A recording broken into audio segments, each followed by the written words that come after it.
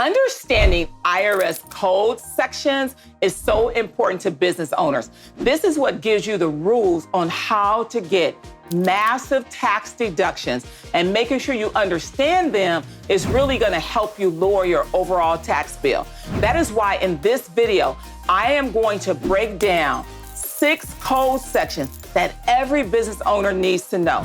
But before you jump in, I'm gonna need you to like, comment, and subscribe so you don't miss out on any of this wealth building information. Now, let's get after it. Code section 61 is a very important code section. It states that income is income from any source derived. What does that mean? That means that any money that you make is going to be taxable income unless excluded by the code. You might be thinking, Carla, why are you telling us this? Because a lot of you business owners think, oh, I only made $500. Oh, I only made $5,000. I don't need to report it. You absolutely need to report all your income from any source derived because it's the law under Code Section 61. However, Code Section 105 is the code section that excludes certain income from being taxable. It excludes inheritance from being taxable. It excludes gifts from being taxable and various other things from being taxable, like life insurance policies. That is why it's so important to understand Code Section 105 so you can exclude certain things from income and not be taxed on it. Code Section 162, my favorite code section, is the code section that gives you the ability to write off ordinary and necessary expenses. Code Section 162 states that you can take any ordinary and necessary expense against your income to be able to reduce your overall tax bill. There is no place in the code that specifically states every single tax deduction that you can take. That is why Code Section 162A is mission critical for you to understand. You literally need to have a note card in your wallet or on your iPhone that breaks down these various code sections.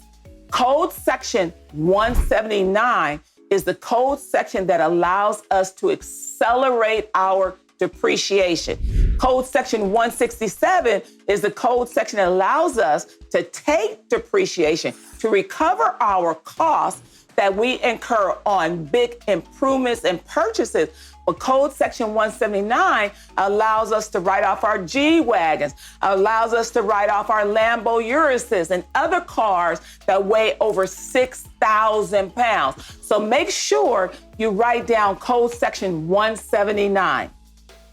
Code Section 401 is the code section that allows us to have our retirement account.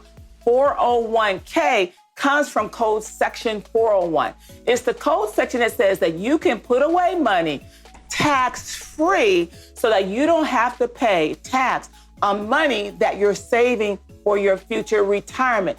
That is why so many business owners set up IRAs and they set up simple retirement plans and 401ks and solo 401ks and defined benefit plans because there are code sections that allow them to set up those particular plans.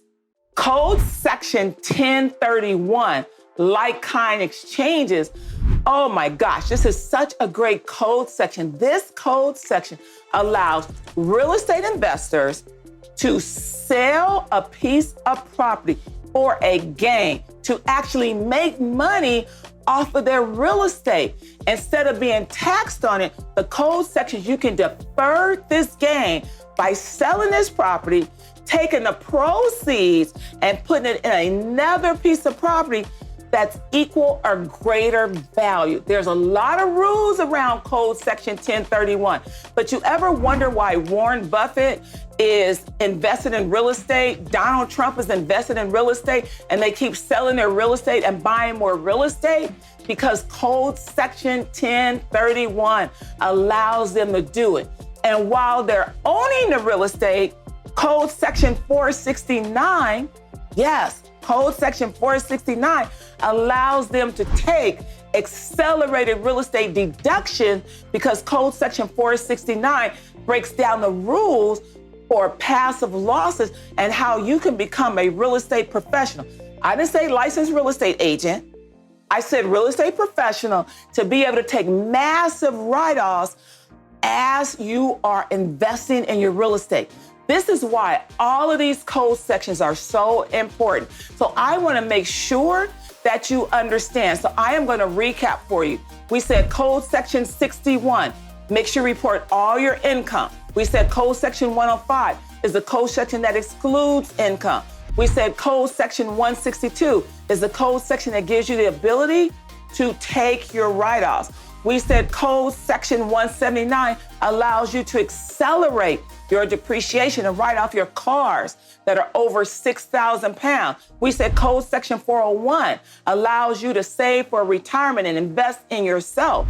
We said that code section 469 gives you the ability to have big real estate write-offs. We said code section 1031 allows you to sell real estate, make a gain, make profit, and invest in additional real estate. That is why understanding code sections is mission critical. And I want to make sure that you jot all of those code sections down, because when you know better, you have to do better. And that is why right now, I need you to like, I need you to comment, I need you to subscribe, because you can afford to miss out on any of these code sections, because that's how you're going to continue to get wealth building information. Now get after it. As a bonus code section, I want you to understand code section 199A. This is the code section that allows for the qualified business income deduction. It allows our flow-through entities, our sole proprietorships, our single member LLCs, our multi-member LLCs, our partnerships, our S corporations to be able to get a 20% deduction from income. Understanding code sections is mission critical, and it's part of the reason why the wealthy continue to get wealthy and they don't pay income taxes, or they pay minimum income taxes. The goal for you to understand these code sections is to make sure that you, the business owner, are aware of the things that you need to be doing on a daily basis.